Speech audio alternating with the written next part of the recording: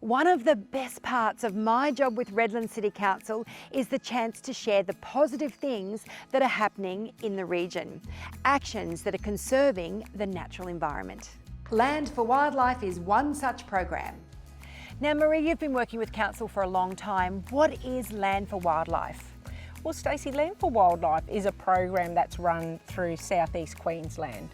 And through partnership with councils, private property owners can join the program, and together we can do works on the property to restore habitat, create wildlife corridors.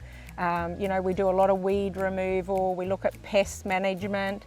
So it's a fantastic program that council runs, and most councils across southeast Queensland.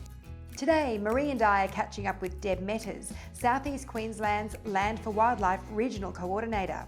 This special property belongs to Peter and Fran Langford, who partnered with Redlands City Council through the Land for Wildlife program back in 1999.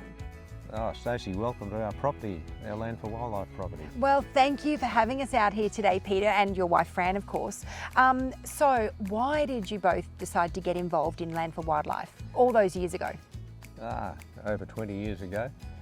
We thought it was a very worthwhile program, and it would help us, because we're interested in nature, and help us improve the property in that area. So how has the property changed over the years? I understand it was a lot more clear back then? Yes, there had been a lot of clearing, and we've just let natural regrowth occur. And that's been aided by the Land for Wildlife program with the weed control and that sort of thing. Now we've had more rain than usual in recent months, and this has led to an amazing orchid display right here on Peter's land. So this is a five-fingered orchid, or a caladinia. Now these are so special, and we don't see a lot of them in the environment these days. But what we find is with these orchids, they are in a symbiotic relationship with fungi. So the fungi that's growing under this leaf litter here, that supports the orchid supports the fungi, and they live quite happily together. Conserving nature now is important for the future, and looking after our flora and fauna on privately owned land is part of the bigger picture. So this year it's really exciting. We're celebrating the 5,000th Land for Wildlife property in southeast Queensland, so it's an incredible milestone.